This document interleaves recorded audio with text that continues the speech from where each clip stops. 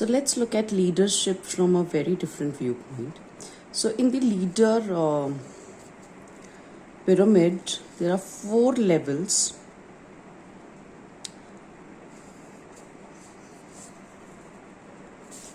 So the first level is of the doer in the leadership pipeline, wherein you are working at an executive level or seeking instructions from your supervisor. You're executing basically everything that is being told to you. Okay. So in this side, we will talk about responsibilities,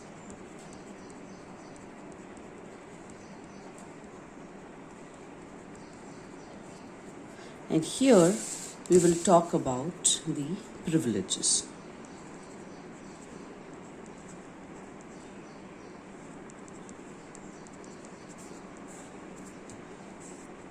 Okay. So now, when you are a doer, what are your responsibilities like? So all you need to do is you need to finish up your tasks, whatever is assigned to you on a weekly or a monthly basis. That is what is expected of you, to achieve something by the end of the day or by the end of the week. So basically you're working, following somebody's instructions, and you're executing certain things.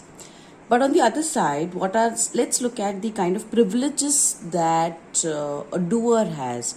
So now in this, we talk about essentially the self-leadership.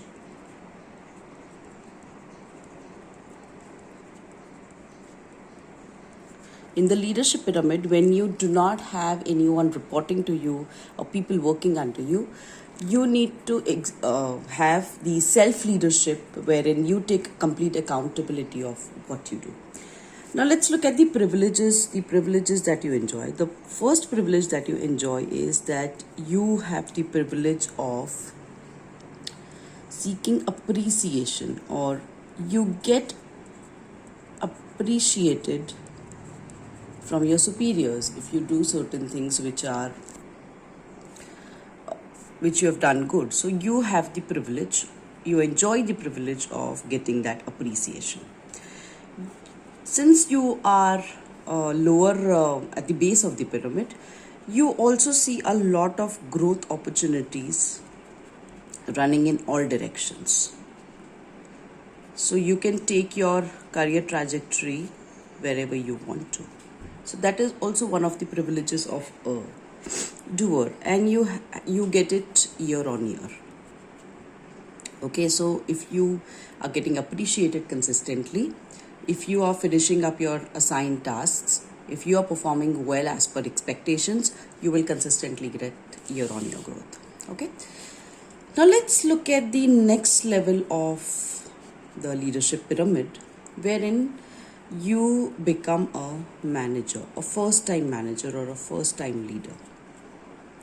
Now, as a manager, what are your responsibilities like? So even if you're an entrepreneur, when you started out, you were the doer also, you were managing everything also. So somewhere these two levels of the pyramid were clubbed together. So you were managing yourself also, as well as you were managing your business also. So then your responsibilities included as a manager. So you were managing, or you were responsible for your self performance also.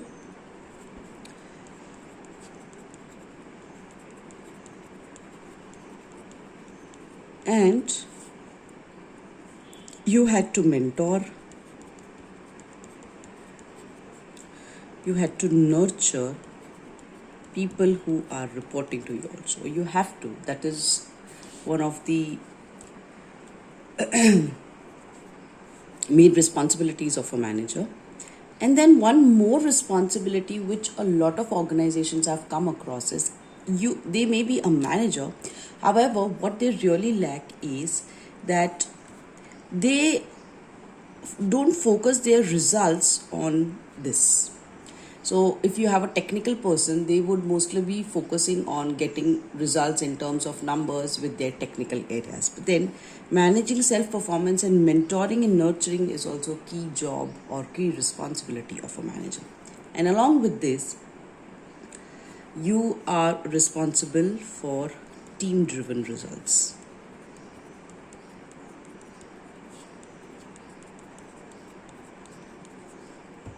Now let's look at the privileges. As a manager, or if you're an entrepreneur and if you have managers working under you, so the kind of privileges that a manager has, they would still get appreciation. Yes, appreciation is a privilege. As you go higher up in the pyramid, no one would appreciate you that regularly. Okay, so you would still get appreciation. You have the privilege of cultivating a culture, a subculture in your team or wherever you're working. If you have 3-4 people reporting to you, you can cultivate a culture within your team. The organization culture, you can, seep it down to the grassroots level. That is also a privilege that you have. Yes, that is not a responsibility, that is a privilege. So by privilege, I don't mean the kind of perks or benefits that you enjoy, but the kind of authoritative privilege that you have. So these are the privileges that a manager gets as they climb up the leadership pyramid. Okay. Then the next level in the leadership pyramid is the leader. So if you're running an organization, you may be somewhere at this level right now.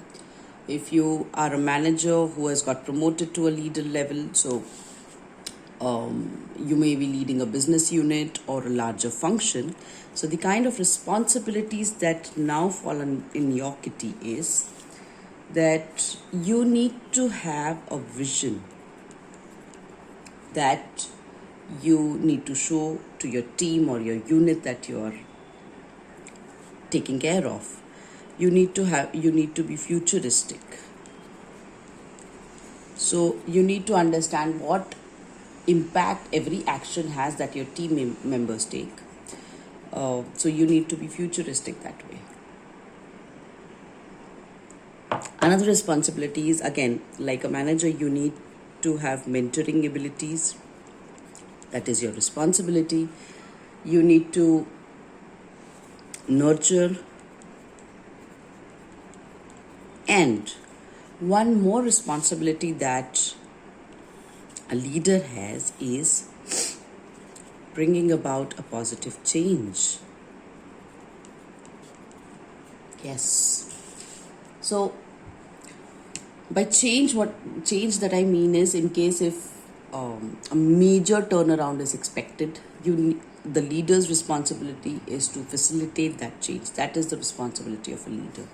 And let's look at the privileges that the leader enjoys. A leader's privilege is that he or she can actually witness changing lives, or he has the power to change lives. Transformation.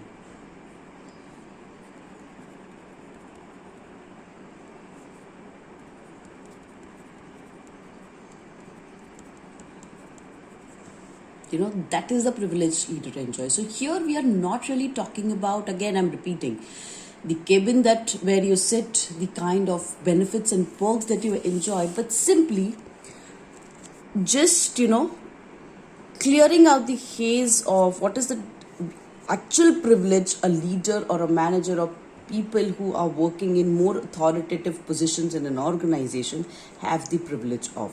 This clarity really every leader should have in order to guide and mentor better, and basically operate with a mindset which benefits not just themselves but everyone at large, the outward mindset. Okay, and then finally, the top of the pyramid is the role model, people who you actually look up to. Now, this is a very difficult transition to make from a leader to a role model, because if you get, as a leader, if you get stuck in thinking what kind of money that you're making, um, wondering, what is my way ahead and should I switch an organization to make more money? If you're an entrepreneur, if you get stuck in, I am the owner and people should respect me in this way. If you're commanding respect, then it is very difficult to make the transition from here to here. So they may report to you, they may respect you out of fear, but really, people working under you with that kind of a leader, you would not really be a role model to them who they look up to. Okay, so as a role model, what your responsibilities are, you need to lead by example.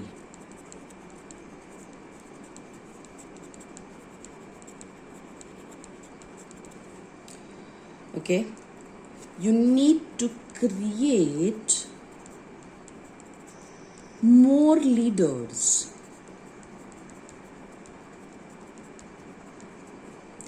You need to create more leaders under you. Okay, you need to tap unseen potential or unrealized potential. So there are a lot of people who may not be aware of their own potential. A role model's and a leader's job is to make them aware of their unseen potential which they are not aware of.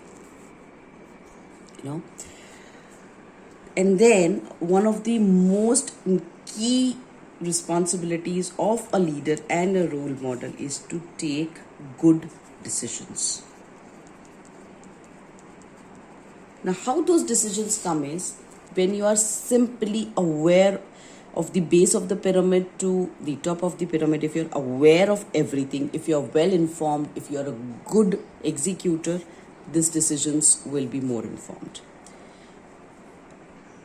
Now, let's look at the privileges of a role model. As a role model, what you can do is you can influence. Influence is the key word here. Influence positive change.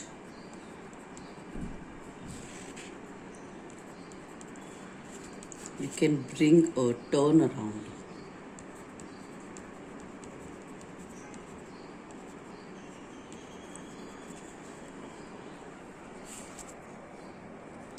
So how does this look like? So what you thought of privileges, I think those myths are all busted.